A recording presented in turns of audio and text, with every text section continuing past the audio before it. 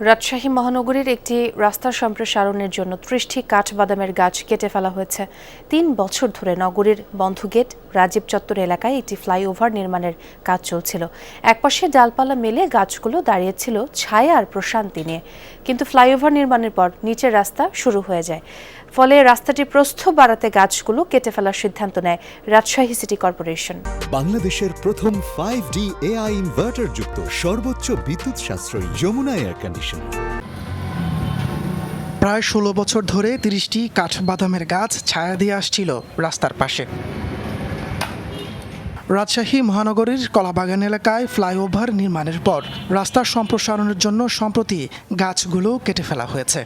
রাস্তার ধারে এই গাছগুলো যখন ছিল তখন অনেক সময় আমরা এখানে দাঁড়াইতাম, গাছে ছায়া থাকতো, অনেক বাতাস আলো বাতাস পাইতাম।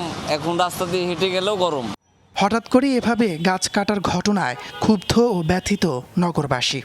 কাটার ফলে পরিবেশের ভারসাম্য নষ্ট হয়েছে, আর দ্বিতীয়ত কথা হলো আমাদের দেশে কোনো পরিকল্পনা ছাড়া জিনিস করা হয়। রাজশাহী শহরে তো গাছপালা খুব কম, বড় বড় বিল্ডিং হচ্ছে এখন, তো সেই দৃষ্টিকোণ থেকে গাছপালা প্রয়োজন আমাদের।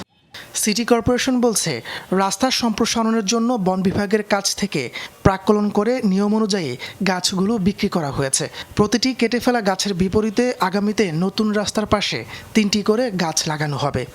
বন বিভাগের অনুমোদন নিয়ে ওটা করা হয়েছে। একটা গাছের বিরুদ্ধে আমরা 3টে গাছ লাগাতে আছে। আমরা নতুন করে ওই প্ল্যান সবুজ বনায়ন করবে, ওরা তো সেই অনুসারে একটা প্ল্যান আছে। নগরীর সৌন্দর্য বর্ধনের অংশ হিসেবে 2010 সালে বিভিন্ন এলাকায় প্রায় 70টি কাঠবাদামের গাছ লাগায় রাজশাহী সিটি কর্পোরেশন। 30টি কেটে ফেলার কারণে বাকি রইল আর 40টি। তাপস সরকার, যমুনা নিউজ।